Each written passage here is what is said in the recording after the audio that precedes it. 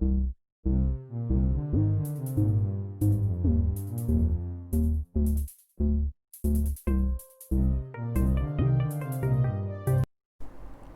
Students, welcome to my YouTube channel commerce classes by Vishal sir. बच्चों, आप सभी का मेरे YouTube channel commerce classes by Vishal sir में एक बार फिर से हार्दिक स्वागत है। जैसा कि आप अच्छे से जानते हैं कि हम class 11th unit second theory base of accounting, आप इसको पार्ट सेकंड कह सकते हैं, ये हम पढ़ रहे हैं। और इसमें हम 7 जो कॉन्सेप्ट्स हैं, हमारे बेसिक कॉन्सेप्ट्स, वो हम पढ़ चुके हैं। वो सातों के सातों बहुत इंपॉर्टेंट थे। अकाउंटिंग प्रिंसिपल्स क्या होते हैं, गैप क्या होता है, ये सब हमने लास्ट वीडियो में बताया है। अगर आपने नहीं देखी है तो वो वीडियो ज़रूर देखें, उससे सारी बातें आपको क्लियर हो जाएगी। ठीक है, और इसका लिंक आपको ऊपर आई बटन में और लास्ट में वीडियो के एंड में भी वीडियो में मिल जाएगा, आप देखें इसको। और अब हम नेक्स्ट वीडियो के चलते हैं जिसमें 8 कॉन्सेप्ट और बताए गए हैं। आइए चलते हैं। अब हम पढ़ रहे हैं मैचिंग कॉन्सेप्ट। मैचिंग कॉन्सेप्ट क्या होता है, नाम से ही पता लग रहा है। मैचिंग, मैचिंग का मतलब हो गया, इसमें हम क्या करते हैं, रिवेन्यू को एक्सपेंसेस से पर्टिकुलर टाइम के लिए मैच किया जाता है। नाम से ही पता लग रहा है मैचिंग कॉन्सेप्ट। मैचिंग मीन्स इसमें क्या होता है, जो एक्सपेंस होते हैं उनको हम रिवेन्यू से मैच करके देखते हैं कि जितनी रिवेन्यू हमें मिली उतने एक्सपेंस हमने करे या नहीं करे, या जितने एक्सपेंस हमने करे उसके अकॉर्डिंग रिवेन्यू हुई नहीं हुई। इसी को हम रिवेन्यू कॉन्सेप्ट या मैचिंग कॉन्सेप्ट कहा जाता है। पढ़ते हैं। The matching concept states that expenses incurred in an accounting period. Accounting period का मतलब यहाँ 1 ईयर से ही होता है जो हम यूज़ करते हैं। आपको मैंने बताया था फाइनेंशियल ईयर एक होता है और कैलेंडर ईयर एक होता है, उसके अकॉर्डिंग जैसा भी है। तो the matching concept state that the expense incurred in an accounting period should be matched with its revenue. ये रहा, यहाँ से should be matched with revenues during the period. It follows from that the revenue and expense incur to the earn these revenues must belong to the same accounting period. तो हम revenues का expenses से match करके देखा जाता है कि जितने हमारे रिवेन्यूज हैं उसके अकॉर्डिंग हमने एक्सपेंस किया था नहीं किया था, या ये कहते हैं जितने हमने एक्सपेंस किए थे उसके अकॉर्डिंग रिवेन्यू हुई नहीं हुई है। तो एक पर्टिकुलर टाइम के लिए दोनों ही सेम टाइम के होने चाहिए। इसको मैचिंग कॉन्सेप्ट कहा जाता है। वैसे तो 1-2 मार्क्स में इतना बहुत है करने के लिए 11th क्लास में, लेकिन एग्जाम्पल और डिटेल में पढ़ना चाहते हैं, समझना चाहते हैं। एग्जाम्पल देखिए कि salary for the month of March 2010 paid in 2010। Salary March महीने की आपको पेड की जाती है अप्रैल में। ठीक है, is recorded in the profit and loss account financial ending 31 मार्च। तो मार्च की सैलरी मिली तो अप्रैल में, लेकिन हमने रिकॉर्ड मार्च के हिसाब से मार्च में ही करी 31 मार्च तक। तो and not in the year in which it is realise. तो हमने इसको मैचिंग कॉन्सेप्ट के बेस पे मार्च में रिकॉर्ड कर लिया, ना कि इसको हम अगले साल दिखाएंगे अप्रैल में। ठीक है, तब ये रियलाइज हो रही जबकि। एक और एग्जांपल दे रहा है, similarly we records cost of good sold and note the good sold or produce, so the cost of unsold goods should be deducted from the cost of goods produce or purchased. क्या इतना detail में नहीं जाना, कोई ज़रूरत नहीं है, आपके लिए इतना बहुत है।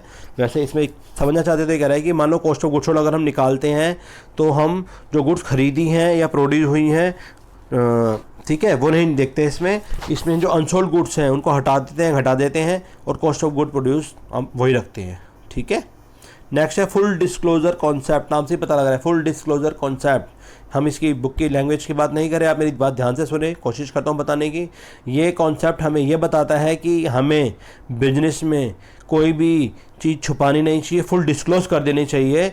ठीक है, जितनी भी सिग्निफिकेंट इन्फॉर्मेशन है, सिग्निफिकेंट मटेरियल है, सब बता देना चाहिए, ताकि जो भी यूजर्स हमारे बिजनेस में पैसा लगाए, फाइनेंशियल डिसीजन ले, कोई भी शेयर होल्डर हमारे बिजनेस में पैसा लगाए, तो वो बाद में ये ना कहते हैं कि आपने इतनी इंपॉर्टेंट इन्फॉर्मेशन हमसे छुपाई थी, ये फुल डिस्क्लोज नहीं किया था, आप मेरे साथ चीटिंग की है। तो ये इसलिए बनाई जाती है, इसको बोलते हैं full disclosure concept. Apart from legal requirement and accounting practices, all material and significant information must be disclose. यहाँ से यहाँ तक ही मेन है कि सारा मटेरियल और सारी सिग्निफिकेंट इन्फॉर्मेशन डिस्क्लोज कर दी जानी चाहिए। Financial statements on the are the basic means of communicating financial information to its users for taking useful decision, financial decision. तो जितनी भी फाइनेंशियल स्टेटमेंट है उनका बेसिक काम यही होता है कि वो जो यूजर्स हैं उनको कम्युनिकेट कराई जाए फाइनेंशियल इन्फॉर्मेशन बिल्कुल सही दिशा में। तो कोई भी चीज़ नहीं छुपानी चाहिए, फुल डिस्क्लोज कर देनी चाहिए, कोई हाइड वाली बात नहीं होनी चाहिए। This concept set that all material and relevant fact and financial performance must be fully disclose in the financial statement of the business. ये भी लिख सकते हैं आप, इंपॉर्टेंट है, 2 लाइनें इसमें। ये कॉन्सेप्ट हमें बताता है कि जितनी भी मटेरियल, जितनी भी रेलेवेंट फैक्ट है फाइनेंशियल परफॉर्मेंस से रिलेटेड, वो आपको जरूर डिस्क्लोज करनी चाहिए अपने बिजनेस में। यहाँ आगे बता रहा है आपको कंपनीज एक्ट 1956, अब ये खत्म हो गया है। अब आपका कंपनीज एक्ट जो चल रहा है, कौन सा चल रहा है, कंपनीज एक्ट 2013 पढ़ेंगे, 12th में सारा यही पढ़ेंगे। अब न्यू आ गया ये, ठीक है, न्यू कंपनीज एक्ट आ चुका है 1956 खत्म हो गया, डिमोलिश हो गया ये। Has provided A format of making profit and loss account, तो ये 2000 इसको फॉर्मेट को आप ये कह सकते हैं, फॉर्मेट इसमें भी वही है, प्रॉफिट लॉस अकाउंट सब चीज़ों के फॉर्मेट दे रखे हैं, उसके अकॉर्डिंग फाइनेंशियल स्टेटमेंट तैयार की जाती है। ठीक है, तो यही बता रहा था। इस तरह मेटेरियल इन्फॉर्मेशन जो भी आपको चाहिए, for example the reason for lower turnover should be disclosed, तो ये खैर यहाँ तक बहुत है आपके लिए, आगे डिटेल में जाने की ज़रूरत नहीं है। आगे चलते हैं। कंसिस्टेंसी कॉन्सेप्ट, कंसिस्टेंसी को बोलते हैं कॉन्टीन्यूसली, कॉन्टिन्यूसली, कॉन्टीन्यूसली होता था लगातार, कंसिस्टेंट लगातार, कॉन्टीन्यूस लगातार। तो ये क्या बताता है? ये बताता है कि ये कॉन्सेप्ट हमें बताता है, फिर हम इसकी बात नहीं करते, आपको नहीं समझाता हूँ, ये कॉन्सेप्ट हमें ये बताता है कि जितनी भी अकाउंटिंग प्रैक्टिसेस हम फॉलो कर रहे हैं एंटरप्राइज की, should be uniform and consist over a period of time. ये रहा, यहाँ से देखिए, this concept state that the accounting practices followed by an enterprise should be uniform and consist over a period of time. यही इसकी main बात है, यही इसका की पॉइंट है 1-2 मार्क्स में, कि जो भी enterprise year by year same practice use कर रहा है वो सेम रहनी चाहिए, बार बार बदलती नहीं चाहिए, जल्दी जल्दी चेंज नहीं करनी चाहिए अकाउंटिंग प्रैक्टिसेस। ठीक है, कॉन्सिस्टेंट रहनी चाहिए, लगातार रहना चाहिए।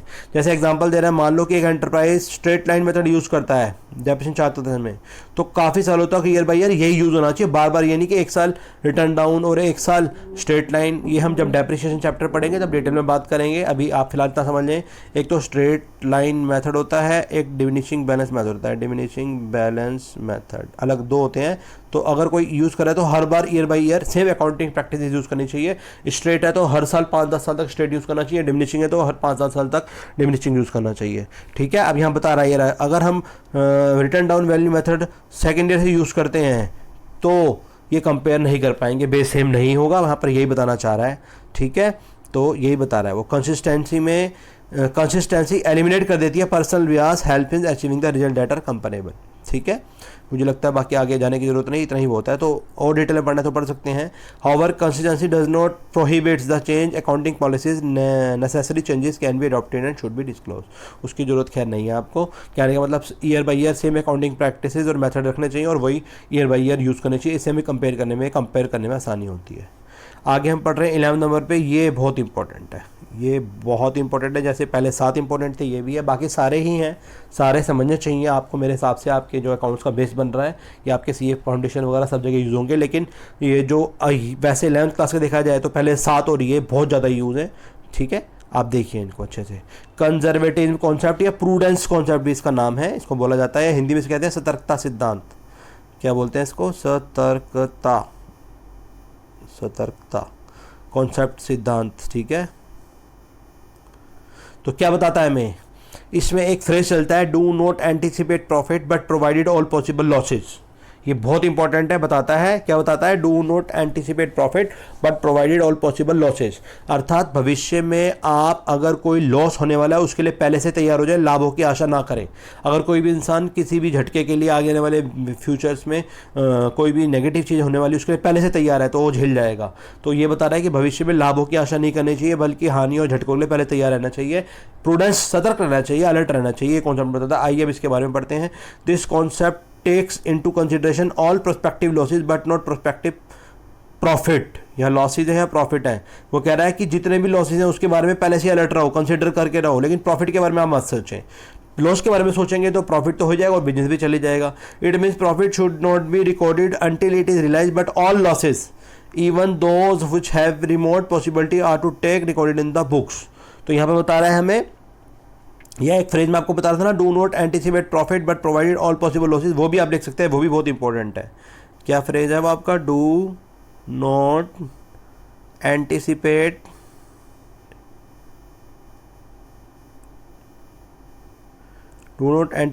प्रॉफिट बट प्रोवाइडेड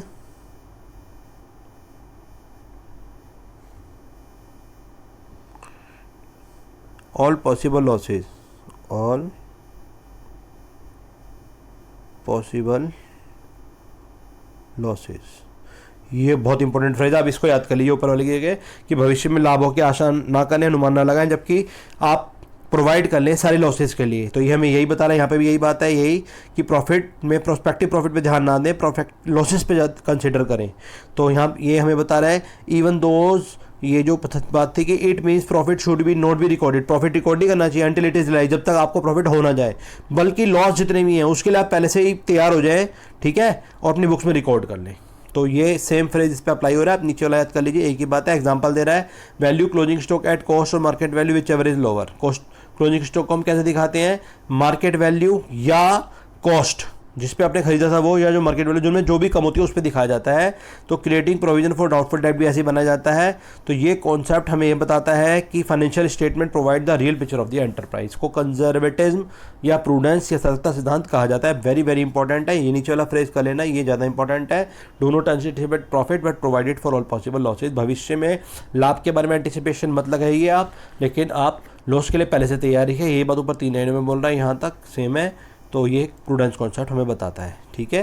आगे चलते हैं, मैटेरियलिटी कॉन्सेप्ट। मैटेरियलिटी, मैटेरियल का मतलब क्या होता है, इंपॉर्टेंट बात, इंपॉर्टेंट फैक्ट्स, इंपॉर्टेंट टर्म से होता है। ये कॉन्सेप्ट हमें बताता है, हम इसकी बात नहीं कर रहे, पहले जो मैं आपको देसी लैंग्वेज में समझाना चाहता हूँ समझिए। मैटेरियल कॉन्सेप्ट हमें ये बताता है कि जितनी भी मैटेरियल बातें बिजनेस से रिलेटेड हैं उन सबको आपको बता देना चाहिए बिजनेस में। एक तरह से फुल डिस्क्लोजर का ही ये एक्सटेंशन है, रुकना या छुपाना नहीं चाहिए। अब मैटेरियल की डेफिनेशन यहाँ बिजनेस टू बिजनेस डिफर करती है। हो सकता है 2.5 लाख का अमाउंट एक परचून की दुकान वाले के लिए बहुत बड़ा अमाउंट हो, जो कि टाटा बिरला रिलायंस वालों के लिए कुछ भी ना हो। तो मैटेरियल कौन सी चीज़ कितनी है, किसके लिए मनी कितनी है, या कोई भी चीज़ है, वो डिपेंड करता है बिजनेस की कंडीशन और उसके साइज पर, ठीक है। आइए इसको पढ़ते हैं। This concept state that accounting should focus on material fact, material fact पे ही फोकस करना चाहिए बिजनेस को। मैटेरियल बातें जो हैं वो होनी चाहिए। Whether the item is in material or not shall depend upon the nature and amount involve in it. कौन सी बात किसके लिए कितनी मटेरियल करती है ये डिपेंड करता है बिजनेस के नेचर पे, मैं बता रहा था, और बिजनेस के अमाउंट इन्वॉल्व पे, ठीक है। तो ये कॉन्सेप्ट मटेरियल से जुड़ा हुआ है। फॉर एग्जांपल से समझिए कि हमने बिल्डिंग की रिपेयर कराई 4 लाख रुपए की, is material for enterprise having the sales turnover 1,50,000 but not material for the enterprise having turnover 25 lakh.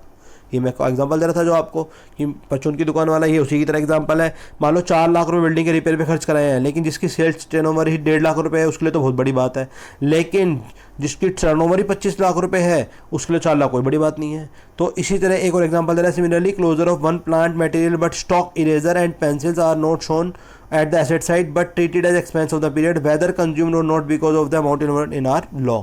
तो डिपेंड करता है कंडीशन पे। दूसरा भी बता रहा है, किसी का प्लांट बंद हो गया, स्टॉक को ख़त्म कर दिया, ठीक है, तो ये and pencils are shown at the किसी एसेट साइड नहीं दिखाई, बिजनेस बड़ा था, ठीक है, लेकिन जो छोटा बिजनेस उसको तो दिखानी पड़ेगी। तो यहाँ यही बता रहा है आपको material concept.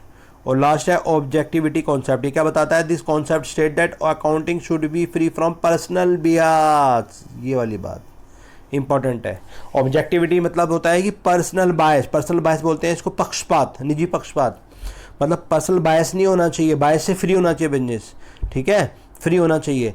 This can be possible when every transaction is supported by verifiable document. इसका मतलब हर ट्रांजेक्शन के लिए एक सपोर्टिव डॉक्यूमेंट जरूर, वेरीफाइड डॉक्यूमेंट जरूर लगाना चाहिए आपको। ये कॉन्सेप्ट बताता है हमें कि पर्सनल ब्याज नहीं होना चाहिए, गड़बड़ी नहीं करनी चाहिए, जबकि वेरीफाइड डॉक्यूमेंट्स ही सपोर्टेड होना चाहिए। For example, purchase of machinery 30,000 should be supported by voucher and should be recorded in the books of account. Similarly, तो ये बता रहा है कि अगर 30,000 की कोई खरीद रहे हैं, हम ट्रांजेक्शन कर रहे हैं परचेज की, तो उसके साथ वाउचर लगना चाहिए और ऐसा ही जो रिकॉर्ड है वो बेस्ड डॉक्यूमेंट के बेस पे रिकॉर्ड करना चाहिए। Similarly other supported document, cash memo, invoice, receipt, ये सब के सब हाथ के हाथ बिजनेस में लगाने चाहिए, पर्सनल ब्याज नहीं होना चाहिए, ठीक है। तो इसी के साथ ये जो है आपका यूनिट लगभग जो टर्म्स थी कॉन्सेप्ट वाली ख़त्म होती है। अभी यूनिट तो नहीं, और यूनिट तो काफ़ी बड़ी है। मैंने अभी इस पर जीएसटी पे बहुत अच्छी वीडियो बनाई है, आप ज़रूर देखना। और मैंने कैश बेसिस या क्रोल बेसिस पे भी बनाई है, वो नेक्स्ट वीडियो में मिलेगा आपको। ये कॉन्सेप्ट वाली ज़्यादा इंपॉर्टेंट थी, ये बहुत इंपॉर्टेंट है। थोड़ा सा बात और इसमें देखते हैं। इसमें एग्जांपल है, आपको लैंग्वेज पढ़ के पता लगाना है कि ये जो अकाउंटिंग कॉन्सेप्ट है, कुछ एग्जांपल दिए रहे हैं कैसे कैसे यूज़ होते हैं। देखिए हम पढ़ते हैं, ये डिस्क्रिप्शन है और ये आपको बताना है कौन सा है। Number 1, anticipate no profit and provide for possible losses. ये वाली लैंग्वेज जो आपको कह रहा था ना प्रूडेंस कॉन्सेप्ट की, ये प्रूडेंस कॉन्सेप्ट है या कन्वर्जेटिज्म है, एक ही बात है। ये प्रूडेंस या कन्वर्जेटिज्म एक ही बात है। ये कहता है भविष्य में लाभ के लिए एंटिसिपेट मत करो, लेकिन provide for all possible losses कर लीजिए। तो ये प्रूडेंस कॉन्सेप्ट बताता है। ये वाली बात जहाँ अप्लाई होगी वहाँ कंजर्वेटिज्म अप्लाई होगा कॉन्सेप्ट। फिर कह रहा है प्रोविजन फॉर डाउटफुल डेप्ट, ये भी कंजर्वेटिज्म में आता है। कॉस्ट भी कन्वर्टिज्म में आती है। और capital is treated as liability of the business. Capital को लायबिलिटी की बिजनेस माना जाता है। अगर ये वाली लाइन आती है तो ये बिजनेस एंटिटी कॉन्सेप्ट बताता है हमें। Methods of charging depreciation should not B change every year by year. ये कंसिस्टेंसी में आएगा कि हर बार सेम मेथड यूज होने चाहिए। डेप्रिसिएशन का मेथड अगर चेंज हो रहा है तो वो कंसिस्टेंसी को बता रहा है। पॉलिसी ऑफ प्लेइंग सेफ खेलने की पॉलिसी भी कन्वर्जेटिज्म में आती है, ठीक है। तो ये बता रहा है कि कौन सा डिस्क्रिप्शन आपको बताएगा कौन सा कॉन्सेप्ट आगे हमारे पहचानने के लिए भी आता है। और नंबर 6 पे बता रहा है इंक्रीज और decrease in the market value of an asset is not accounted. ये इंक्रीज का मतलब बढ़ना और डिक्रीज का मतलब कम होना, ठीक है। अगर इस चीज़ को मार्केट वैल्यू बढ़ती है घटती है एसेट की तो ये किस में आता है, या आपने नई अकाउंटेड करी थी, कॉस्ट कॉन्सेप्ट में आता है, क्योंकि कॉस्ट कॉन्सेप्ट में उनकी डिक्रीज नहीं देखते हैं, जो वैल्यू हमने कॉस्ट पे रिकॉर्ड कर दी वही देखते हैं। नंबर 7 पे कह रहा है business owns two building it can not be counted. 2 building तो है लेकिन हम इसे रिकॉर्ड नहीं कर सकते। ये मनी मेजरमेंट, क्योंकि मनी मेजरमेंट बताती है सिर्फ इसकी अगर मॉनेटरी वैल्यू हमें पता लग जाए कि 2 बिल्डिंग की वैल्यू कितनी है, मान लो कि ये 10 लाख है तो इसको रिकॉर्ड कर सकते हैं, खाली 2 बिल्डिंग्स को रिकॉर्ड नहीं कर सकते। There must be a source document for every transaction. हर किसी के लिए सोर्स डॉक्यूमेंट होना चाहिए। डॉक्यूमेंट्री ये बताता है हमें ऑब्जेक्टिविटी या वेरीफिएबली, जो सबसे लास्ट पढ़ा था 13 हमने।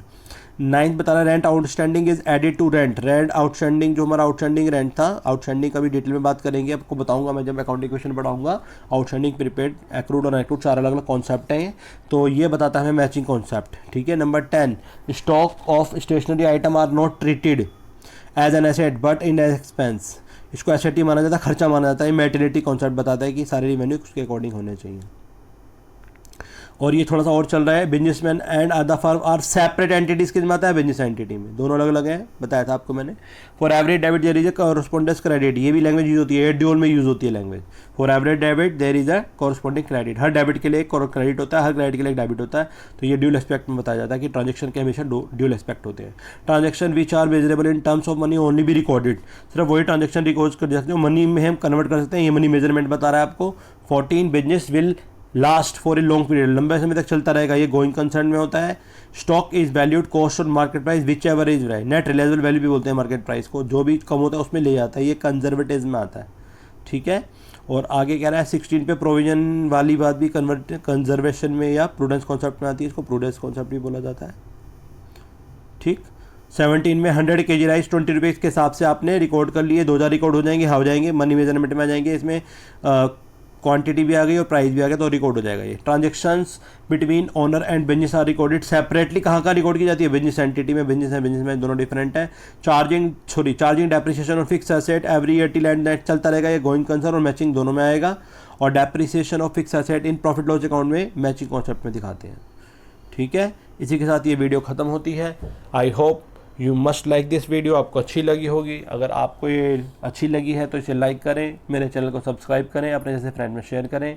और क्लास 11th 12th ये बिजनेस अकाउंट्स के लिए मेरे चैनल से जुड़े रहें और इंटरेस्टिंग होंगे, दिल से पढ़ते रहें और डेफिनेटली आप बहुत अच्छा स्कोर करेंगे।